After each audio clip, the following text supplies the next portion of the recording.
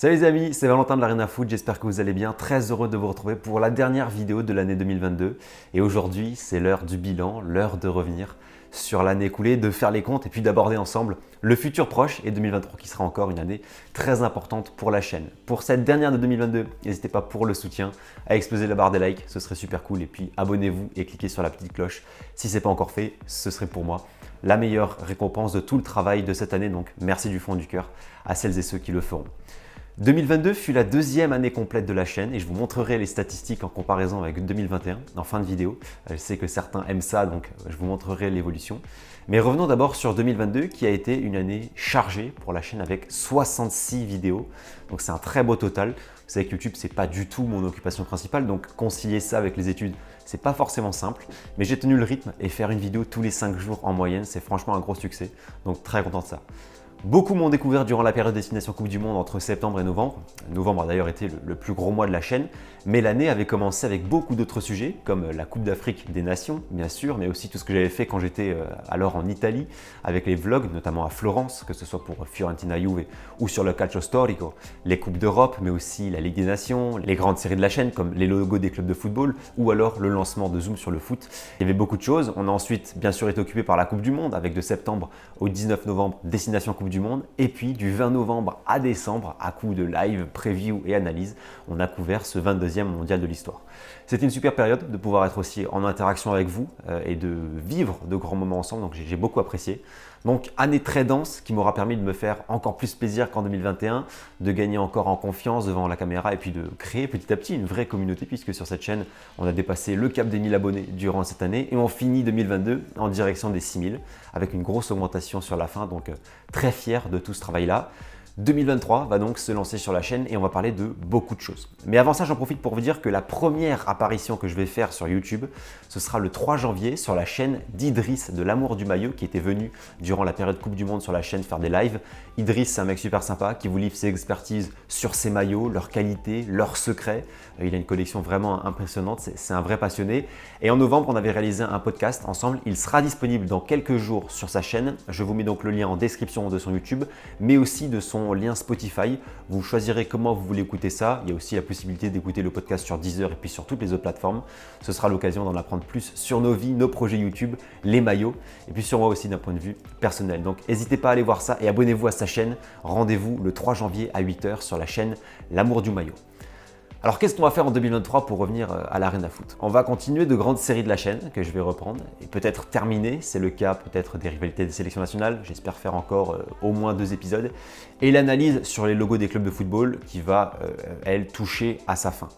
Je vais reprendre la série Ultra et Politique que j'ai plus fait depuis bientôt 2 ans, j'ai envie de reparler de supporterisme, d'Ultra. Je vais refaire un épisode sur les meilleurs derbys, je l'avais fait sur l'Allemagne il y a quelques mois, on va faire ceux en Espagne prochainement. Et puis Zoom sur le foot, bien sûr, va continuer, vous êtes déjà là à me proposer plein de pays, j'y réfléchis, mais c'est super cet engouement, ça me fait plaisir, merci beaucoup. La grosse annonce qu'il faut retenir, c'est la création d'une nouvelle série qui sera un petit peu historique et qui retracera certaines épopées ou grands moments du football, parfois exceptionnels comme tragiques.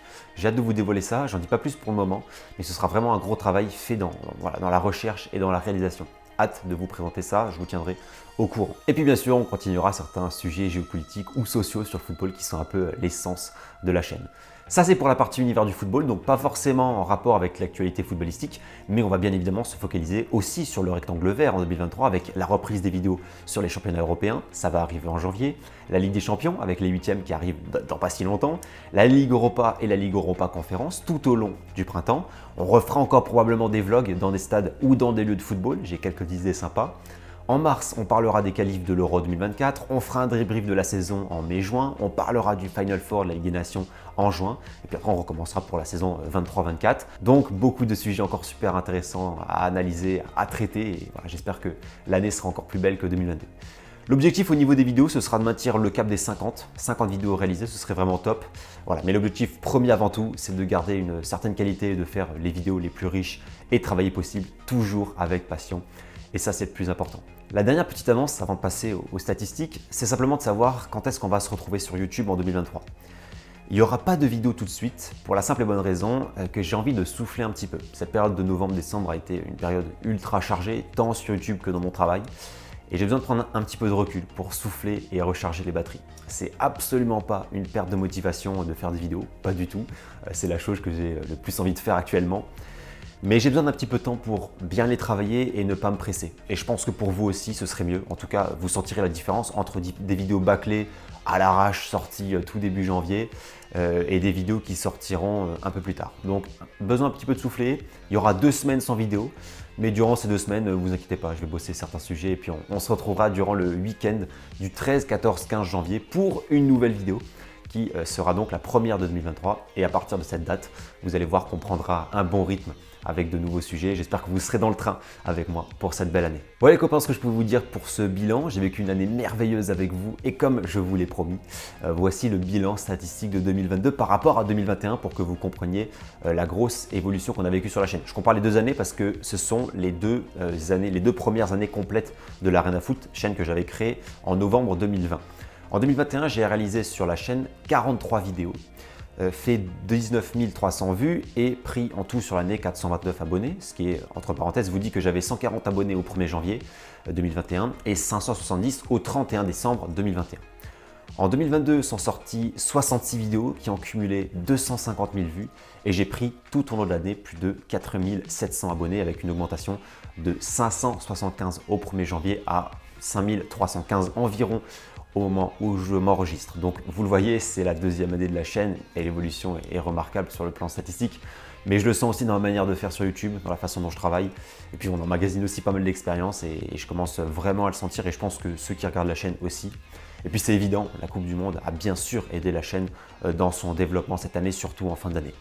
En tout cas, je ne peux que vous remercier de m'avoir accompagné durant cette année. J'ai une pensée à toutes les personnes qui sont fidèles à l'Arena Foot, que ce soit depuis les 5 premières vidéos en 2020, en 2021 ou toutes les personnes qui m'ont découvert en 2022. À vrai dire, quand on est abonné à une chaîne de 5000 abonnés, de moins de 5000 abonnés, on ne peut être qu'une personne fidèle et qu'un des premiers spectateurs d'une chaîne. Donc merci à tous. J'ai une bonne mémoire, donc j'arrive bien à reconnaître les spectateurs et followers qui sont là sur la chaîne et qui me suivent. Donc n'hésitez pas à commenter, ça rapproche et c'est comme ça que je vous connais et que j'en connais certains maintenant. Donc merci d'être dans l'aventure et j'ai très hâte de continuer à vivre de grands moments en football avec vous et avec toutes les personnes qui arriveront sur la chaîne en 2023. J'en profite pour vous inviter à me suivre sur Twitter et Instagram. Tous les liens sont en description. Ça permet aussi de savoir pas mal de choses sur la chaîne, sur moi ou de débattre sur d'autres sujets football que j'ai pas forcément le temps d'aborder sur YouTube. Il ne me reste plus qu'à vous souhaiter une très belle fin d'année, un bon réveillon et puis surtout une très belle année 2023. Mes meilleurs vœux, que tous vos souhaits se réalisent, mais surtout bonheur et santé, c'est le plus important. Je vous embrasse tous et puis on se donne rendez-vous mi-janvier pour lancer 2023. Prenez soin de vous et profitez des vôtres. Ciao.